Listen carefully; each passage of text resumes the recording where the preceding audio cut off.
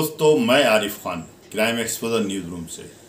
आज सबसे पहले बात होगी रामपुर की उस प्रतिभा की जिसने न सिर्फ अपने माँ बाप, अपने परिवार, बल्कि पूरे रामपुर ज़िले का नाम रोशन किया।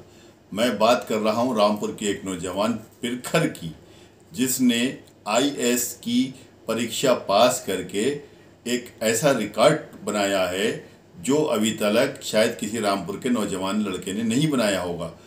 पिरखर की मां सैदनगर के एक उच्च माध्यमिक स्कूल में प्रधान अध्यापिका हैं।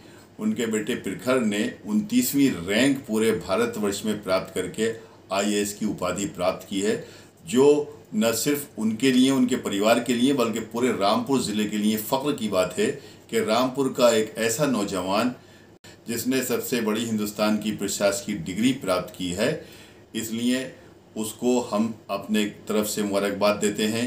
हम अपने पूरे क्राइम एक्सपोजर परिवार की ओर से मुबारकबाद देते हैं और शुभकामनाओं के लिए आशा करते हैं कि उसका भविष्य और ज़्यादा उज्ज्वल हो। रुख करते हैं अगली खबर टांडा से है, जहां नगर पालिका क्षेत्र में नगर पालिका ने एक अस्पताल बनवाया, जिसका उद्घाटन रामपुर जिलाधिकारी ने फीता काटकर किया और उन्होंने इस मौके पर कहा कि ये एक ऐसा पुण्य का काम है कि जिसकी तारीफ जितनी की जाए उतनी कम है। देखिए ये हमारी ख़ास रिपोर्ट।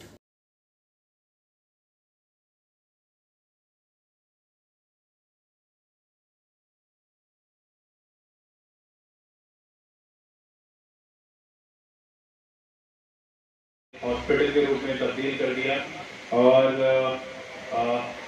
जो यहाँ पे प्राइवेट सेक्टर के सहयोग से आप इस हॉस्पिटल को चला रहे हैं, तो एक अच्छा इनिशिएटिव है और मैं आपको इसके लिए बहुत बहुत धन्यवाद दूंगा। इसका लाभ जो यहाँ टांडा नगर पालिका क्षेत्र में हमारे लोग रहते हैं उनको भी मिलेगा और साथ साथ ग्रामीण क्षेत्र में भी जो लोग रहते हैं उनको मिलेगा, क्योंकि हमारे यहाँ पे मौसमी परिवर्तन जब होते हैं तो बीमारियाँ भी उस हिसाब से फैल जाती हैं।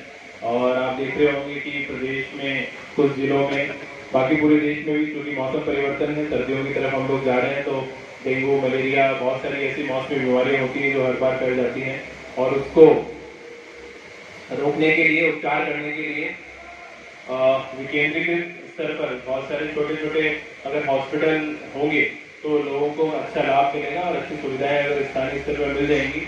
नगर पालिका परिषद टांडा के अस्पताल का यहाँ उद्घाटन हुआ है, क्या क्या सुविधाएं यहाँ लोगों को मिलने वाली हैं? देखिए, यहाँ पे नगर पालिका परिषद टांडा ने मुझे बुलाया था, आमंत्रित किया था। एक नगर पालिका की बिल्डिंग है जिसमें एक हॉस्पिटल का संचालन उनके द्वारा प्रारंभ किया गया है, तो उसके कार्यक्रम के लिए हम यहाँ पे आए थे। और चूँकि उन्होंने एक प्राइवेट एजेंसी है उससे एग्रीमेंट किया है, तो एक बार हम एग्रीमेंट भी उसमें चेक करेंगे और क्या क्या सर्विसेज उन्होंने दी है, क्या उसका फाइनेंशियल मॉडल है, उसका भी अध्ययन कर लेंगे और प्रयास करेंगे अगर सक्सेसफुल मॉडल होता है तो उसको और भी जगह इम्प्लीमेंट किया जाए। सर, जिस तरीके से कोरोना काल के बाद अस्पतालों में बहुत मरीजों को दिक्कत हुई थी, तो क्या उससे रिलेटिव यहाँ सुविधाएँ उपलब्ध रहेंगी? देखिए, कोरोना में जो दिक्कतें हुई वो ज़्यादातर ऑक्सीजन को लेकर थी और जनपद रामपुर में किसी प्रकार की कोई दिक्कत नहीं हुई। आपने देखा होगा कि बहुत सारे जो केसेस थे उसके हिसाब से बेड्स हमारे पास अवेलेबल थे और हमने हमेशा यही कहा था कि किसी को भी ऑक्सीजन को लेकर किसी प्रकार की अफरा तफरी की ज़रूरत नहीं है और बड़ी अच्छी सुविधाएँ जनपद स्तर पर जिला अस्पताल में दी गई थी। अब चूँकि ऑक्सीजन को लेकर बिलासपुर में एक CHC प्लांट CSR से लगाया गया है और एक ऑक्सीजन प्लांट जो है PM केयर से डिस्ट्रिक्ट हॉस्पिटल में शुरू हो गया है, तो ऑक्सीजन को लेकर अब फ्यूचर में किसी प्रकार का कोई इशू नहीं होगा। और बड़ी अच्छी बात है कि पिछले लगभग 30 दिनों से जनपद में कोरोना का कोई भी केस रामपुर में नहीं है, तो जिस प्रकार से लोगों ने बढ़ चढ़कर वैक्सीनेशन प्रोग्राम में हिस्सा लिया है, वैक्सीन लगवाई है, उसके बाद में अब केसेस जो हैं वो बिल्कुल शून्य में पहुँच गए हैं। तो जितने लोग रह गए हैं मैं उनसे भी अनुरोध करूँगा कि वैक्सीन ज़रूर सब लोग लगवाएँ, तभी इस बीमारी का उन्मूलन संभव है। दोस्तों, अगली खबर यातायात सुरक्षा को लेकर है। दरअसल 24 सितंबर से 30 सितंबर तक द्वितीय सड़क सुरक्षा सप्ताह रामपुर में मनाया जा रहा है। उसी को लेकर आज एक जन जागरूकता रैली निकाली गई, जिसमें CO city, ARTO Surendra Singh, इसके अलावा RI और यहाँ के रोडवेज के प्रबंधक आदि मौजूद रहे।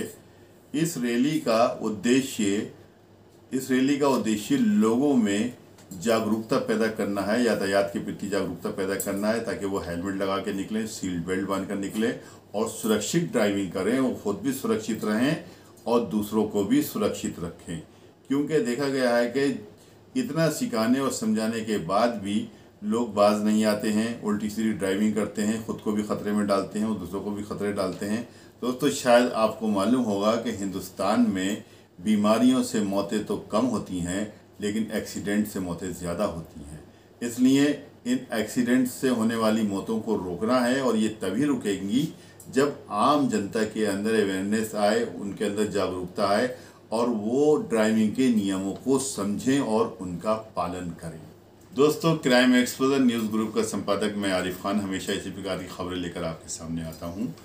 ये वीडियो भी अगर आपको पसंद आई हो, खबर अच्छी लगी हो, तो इसको शेयर कीजिए, लाइक कीजिए और यदि चैनल को सब्सक्राइब नहीं किया हो तो सब्सक्राइब ज़रूर कीजिए, ताकि इस प्रकार की खबरों के नोटिफिकेशन आप तक डायरेक्ट पहुँचते रहें। नेक्स्ट वीडियो में इंशाल्लाह जल्द मुलाकात होगी। तब तक के लिए जय हिंद।